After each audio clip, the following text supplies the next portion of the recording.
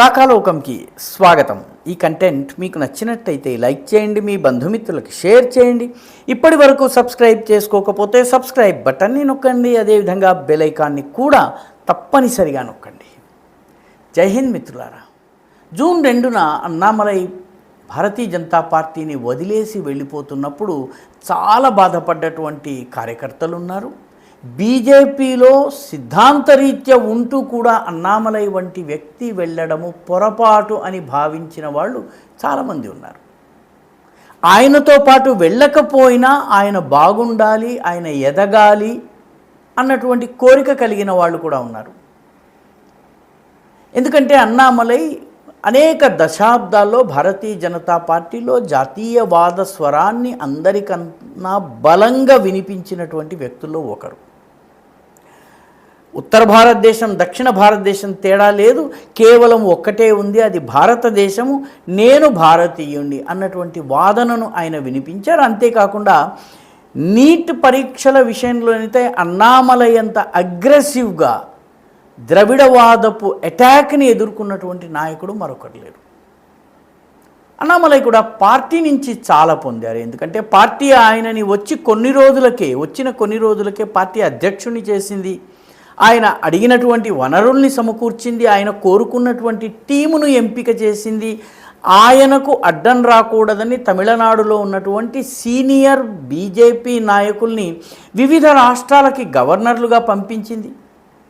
So పూర్తిగా సంస్థాగతమైనటువంటి పట్టు ఆయన సాధించేందుకు కేంద్రం అన్ని రకాలుగా సహకరించింది. అన్నామలై పార్టీ వదిలే సమయంలో కూడా ఆయన పార్టీ అధ్యక్షుడు ఆయనని కలవడానికి, ఆయన రాజీనామా పత్రం తీసుకోవడానికి, మాట్లాడడానికి టైం కేటాయించారు. అమిత్ షా టైం కేటాయించారు. బీజేపీని వదిలి వెళ్తున్నటువంటి చాలామంది నాయకులకు ఈ అదృష్టం దక్కలేదు, అన్నామలైకి దక్కింది. అలాంటి అన్నామలై పార్టీని విడిచి సరిగ్గా 2 వారాలు కూడా కాకుండానే బీజేపీ యొక్క కోర్ బిలీఫ్స్, ఆయన యొక్క మూల ఆలోచన విధానపు కేంద్ర బిందువు ఏదైతే ఉందో దాని నుంచి దూరం వెళ్తున్నారా? ఎందుకంటే అన్నామలై ఇటీవల చేసినటువంటి 2 ప్రకటనలను చూస్తే ఆయన కేవలం పార్టీని వదిలిపెట్టలేదు, ఆయన పార్టీ యొక్క ఆలోచన విధానాన్ని కూడా వదిలేస్తున్నారు. పార్టీ యొక్క ఆలోచన విధానాన్ని వదలడం అంటే ద్రవిడవాదం తలకెక్కినటువంటి ఆ రాష్ట్ర రాజకీయాల్లో జాతీయవాదపు వెలుగురేఖగా ఉన్నటువంటి తన వ్యక్తిత్వాన్ని కూడా మార్చుకుంటున్నారా అన్నటువంటి అనుమానం వస్తుంది. ఎందుకంటే 2 విషయాల్లో, మొట్టమొదటిది నీట్ విషయంలో. నీట్ రీ ఎగ్జామ్ జూన్ 21న జరుగుతోంది. ఈ ఎగ్జామ్ కోసము ఈసారి లీక్ జరగకుండా ఉండేందుకు ఏకంగా టెలిగ్రామ్ని, సోషల్ మీడియా యాప్, అది దానిని కొన్ని రోజుల పాటు స్తంభింపజేయటమే కాకుండా అనేక రకమైనటువంటి కట్టుదిట్టమైనటువంటి చర్యల్ని కేంద్ర ప్రభుత్వం తీసుకుంటోంది. ఎందుకంటే ఈ రకంగా పరీక్షలు లీక్ కావడాన్ని ఏ ప్రభుత్వం కూడా హర్షించదు. ఎందుకంటే దానివల్ల యువత అయోమయంలో పడతారు, వాళ్ళ యొక్క భవిష్యత్ అయోమయంలో పడుతుంది. కాబట్టి ఈ రకమైనటువంటి లీకేజీల్ని వ్యతిరేకించేందుకు అన్ని ప్రభుత్వాలు చర్యలు తీసుకుంటాయి. ప్రభుత్వము రీటెస్ట్ నిర్వహించటంలోనే ప్రభుత్వం చిత్తశుద్ధి ఉంది. లేదు, రీటెస్ట్ అసలు లీక్ కాలేదు అని చెప్పి ఈ పరీక్షని ఒప్పుకుని ఉంటే ఏం జరిగి ఉండేది? లీక్ వీరులందరూ కూడా చాలా ఆనందంగా ఉండేవాళ్ళు. కానీ ప్రభుత్వం రీటెస్ట్కి వెళ్ళడమే కాకుండా ఈసారి కట్టుదిట్టమైనటువంటి ఏర్పాట్లు చేసి స్వయంగా ప్రధానమంత్రి దీనిని పర్యవేక్షిస్తున్నారు. అంటే దీనికి ప్రధానమంత్రి అంత ప్రాధాన్యాన్ని ఇస్తున్నారు. పరీక్షల్లో లీక్ అయినట్లయితే, పేపర్లు లీక్ అయినట్లయితే విద్యార్థుల యొక్క మనోబలం దెబ్బతింటుంది. కాబట్టి క్షమాపణలు చెప్పడము, ముక్కుకి నేల రాయడము, ఇట్లాంటి కోరికలు కోరేటటువంటి కొందరు గొంతెమ్మలు ఉండవచ్చుగాక, కానీ వాస్తవానికి ఇలా జరగకుండా చూడడం ముఖ్యం. దురదృష్టవశాత్తు నీటిని ఇంత గట్టిగా సమర్థించినటువంటి అన్నామలై కేంద్ర ప్రభుత్వం చేస్తున్నటువంటి ఏర్పాట్లకు వ్యతిరేకంగా ఆయన కామెంట్ చేశారు. ఇంత భద్రత అవసరమా, ఇంత మానిటరింగ్ అవసరమా, ఏ ద్వారా మానిటరింగ్ చేయటం అవసరమా, లేకపోతే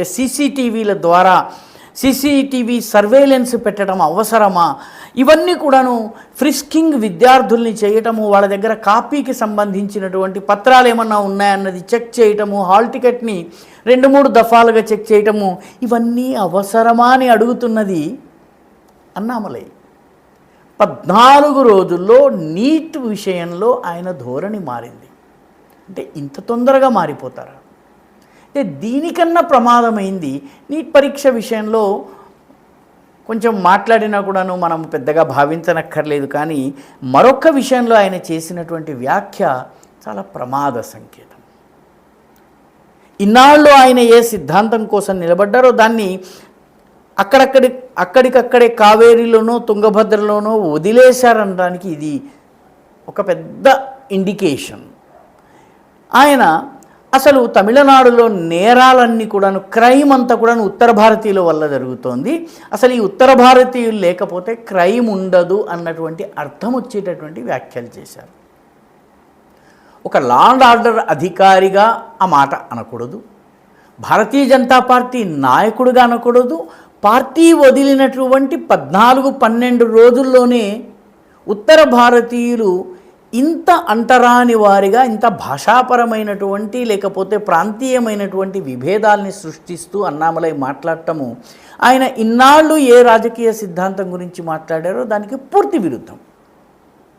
బీజేపీలో కూడా చాలామంది అన్నామలై అటువైపు వెళ్ళినా, బీజేపీని వీడినా రాజకీయ సిద్ధాంతాల విషయంలో రాజీ పడకపోవచ్చునేమో అని అనుకున్నారు. కానీ ఆయన చాలా తొందరగా, చాలా వీరావేశంతో ద్రవిడవాదం వైపు పరిగెడుతున్నారా అన్నటువంటి అనుమానాలు వస్తున్నాయి. అంటే రాకాలోకంలో కూడా ఆయన పార్టీ వదులుతున్న సమయంలో ఇది రాజకీయ తప్పిదమని వ్యాఖ్యానించడం జరిగింది. ఎందుకంటే మొట్టమొదటిది ఆయన జాతీయవాదపు సిద్ధాంతానికే నమ్ముకుని ఉన్నట్లయితే జాతీయవాదపు ఓట్లు ఏవైతున్నాయో ఓట్లు చీల్తాయి. ఆయన ద్రవిడవాదానికి కట్టుబడి అటువైపు వెళ్ళినట్లయితే ఇప్పటికీ అక్కడ క్యూలో ఉన్నటువంటి 10-12 ద్రవిడవాద పార్టీలలో క్యూలో అయిన 13వ వాడో 14వ వాడో అవుతాడు.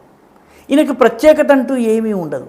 పైగా 4 సంవత్సరాల పాటు పార్టీని నడిపించేటటువంటి వనరులు కానీ సామర్థ్యాలు కానీ ఆయనకు ఉన్నాయా అన్నటువంటి విషయంలో ప్రశ్న చిహ్నాలు ఉన్నాయి. ఎందుకంటే సంస్థాగతంగా పార్టీ వెన్నుదన్ను లేకపోయినట్టయితే ఎక్కువ కాలం నిలబడటం కష్టము. ఎందుకంటే స్వయంగా ఆయన కోయంబత్తూరులో ఎన్నికల్లో పోటీ చేసినప్పుడు గతంలో ఎన్నడూ లేనంతగా 1,50,000 ఓట్ల మెత్తేడాతో ఓడిపోయారు. కాబట్టి 10-14 రోజుల్లోనే అన్నామలైలో ఇంత మార్పు వచ్చినట్లయితే 4-5 సంవత్సరాలు నెక్స్ట్ ఎలక్షన్స్ వరకు ఆయన పరిస్థితి ఏమిటి? ఆయన ఎలా ఉంటారు? సిద్ధాంతం విషయంలో ఏ రకాల రాజీ పడవచ్చును? ఆయనకి పట్ల సానుభూతిగా ఉన్నటువంటి వాళ్ళందరి పరిస్థితి ఏమిటి? ఎందుకంటే ఆయన కోసం బీజేపీ చాలా చేసింది. కాబట్టి ఇప్పుడు ఏమిటి పరిస్థితి అన్నది ఒక ప్రశ్న.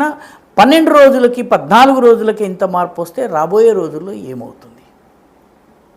కాబట్టి అన్నామలై కూడా ద్రవిడవాదానికి వెళ్ళినట్టయితే యువతలో ఒక రకమైనటువంటి నైరాశ్యం, ముఖ్యంగా జాతీయవాదాన్ని నమ్మే తమిళనాడు యువతలో అన్నామలైలో ఒక ఆదర్శాన్ని చూసినటువంటి దేశం మొత్తం మీద ఉన్నటువంటి యువతలో కూడాను నిరాశ రావడం ఖాయం. ఈ వీడియో మీకు నచ్చినట్టయితే లైక్ చేయండి, షేర్ చేయండి, ఈ ఛానల్కు సబ్స్క్రైబ్ చేయండి. మీ అభిప్రాయాన్ని కమెంట్ల రూపంలో తప్పనిసరిగా పంపించండి.